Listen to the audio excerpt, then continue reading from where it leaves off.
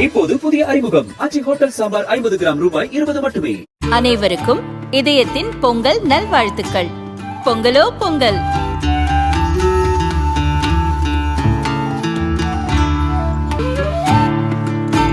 அனைவருக்கும் இதயம் மந்த்ராவின் பொங்கல் தின நல்வாழ்த்துக்கள். பொங்கலோ பொங்கல். 2 ஸ்பூன் போதும். Lion date syrup. இதுல அயன், ஃபைபர், விட்டமின்ஸ், நோய் எதிர்ப்பு சக்தி அதிகமா இருக்கு. Lion date syrup.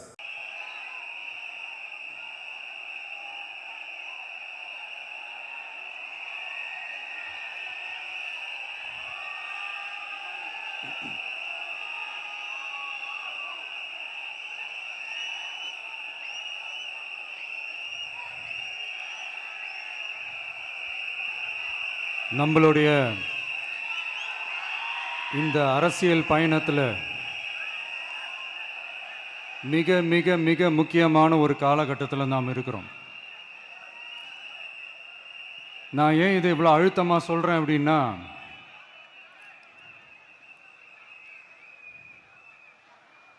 ஏதோ அழுத்தம் இருக்குமோன்னு நினைக்கிறீங்களோ? அழுத்தமா நமக்கா?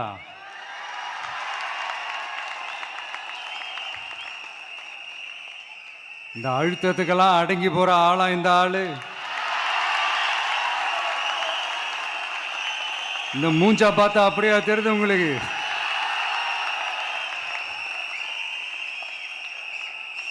அதனால அப்படியெல்லாம் நடக்காது.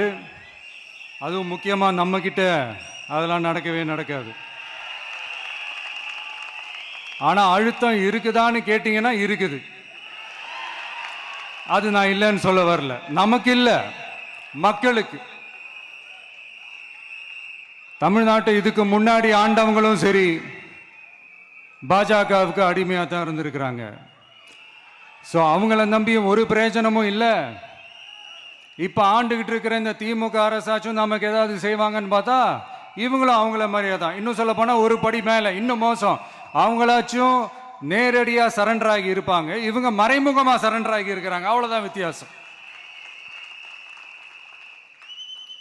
அதனால நீங்க பார்த்தீங்கன்னா அவங்களோட அந்த வேஷம் கலைஞ்சிடக்கூடாதுன்றதுக்காக இந்த கலரா கவர்ச்சிகரமான இந்த அறிவிப்புகள்லாம் வெளியிடுறாங்க. நோட்டீஸ் பண்ணியிருப்பீங்கன்னு நினைக்கிறேன்.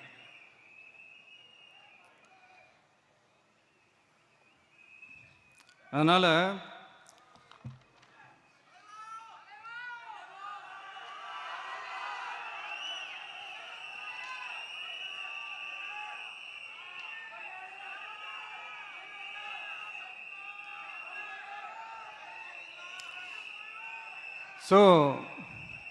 இவங்க எல்லாரும் இப்படியே இருக்கிறாங்களே, நமக்காக உண்மையாக உழைக்கிறதுக்கு யாராச்சும் வந்துட மாட்டாங்களா அப்படின்னு மக்கள் ஒரு விதமான அதை வெளியில் சொல்ல முடியாத ஒரு அழுத்தத்தில் இருக்கிற நேரம் இது.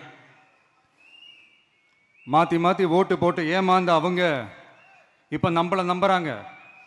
நம்மளுடைய இந்த தமிழக வெற்றி கழகத்தை இந்த விஜய் கூட நிப்பான்னு நம்புகிறாங்க.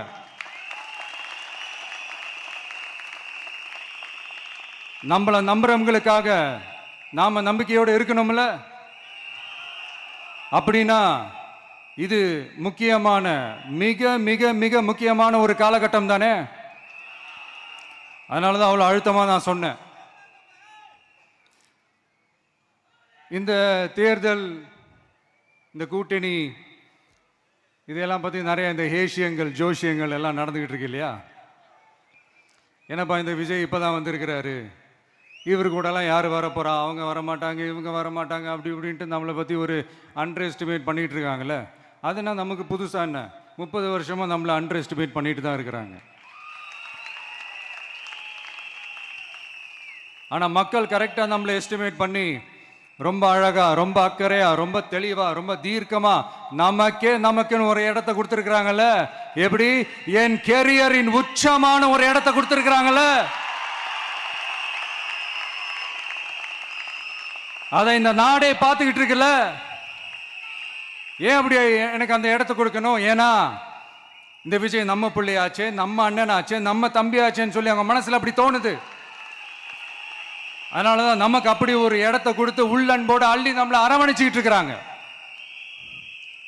அப்படி நம்மளை நம்புறவங்களுக்காக நாம உழைக்கிறதே அது ஒரு பழக்கமாகி இப்ப அதுவே என்னுடைய ஒரு ஒரிஜினல் கேரக்டராகவே மாறிடுச்சு.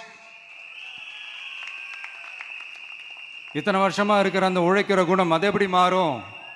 அதெல்லாம் மாறவே மாறாது. அரசியலுக்கு வந்ததுக்கு அப்புறமும் சரி, ஆட்சி அதிகாரத்துக்கு வந்ததுக்கு அப்புறமும் சரி, ஒன்னே ஒன்று சொல்ற, எழுதி வச்சுக்கோங்க.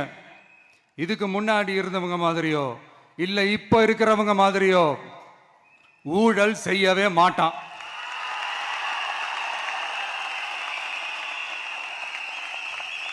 ஒரு பைசா தொட மாட்டான். எனக்கு அது அவசியமே இல்லை. புரிஞ்சுங்களா உங்களுக்கு?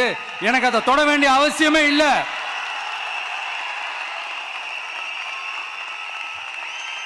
ஒரு துளி ஊழல் கரை கூட படியவே படியாது, படியவும் விட மாட்டான். நீங்க கேட்கலாம், இது என்ன சினிமாவா? இது என்ன முதல்வன் படமா? ஒரே நாள்ல வந்து இவர் எல்லாத்தையும் கிளீன் பண்ணிடுவாரான்னு நீங்க கேட்கலாம். ஓகே, பிராக்டிகலா அது பாசிபிள் இல்லதான். But it is a process, right? It is a process.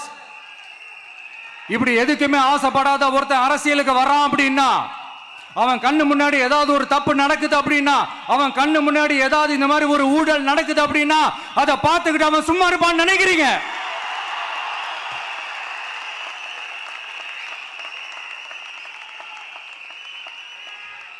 அதனால இந்த தீய சக்தியா இருக்கட்டும், இந்த ஊழல் சக்தியா இருக்கட்டும், ரெண்டு பேரும் தமிழ்நாட்டை ஆண்டவே கூடாது.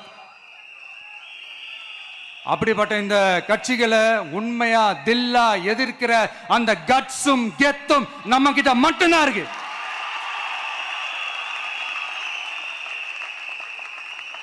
அதனால நீங்க என்ன சூழ்ச்சி நம்ம மேல பண்ணாலும், என்ன அழுத்தம் நீங்க கொடுத்தாலும், இந்த அடங்கி போறதுக்கோ, இந்த அண்டி பொழைக்கிறதுக்கோ, இல்ல இந்த அடிமையா இருக்கிறதுக்கால நாம அரசியலுக்கு வரல.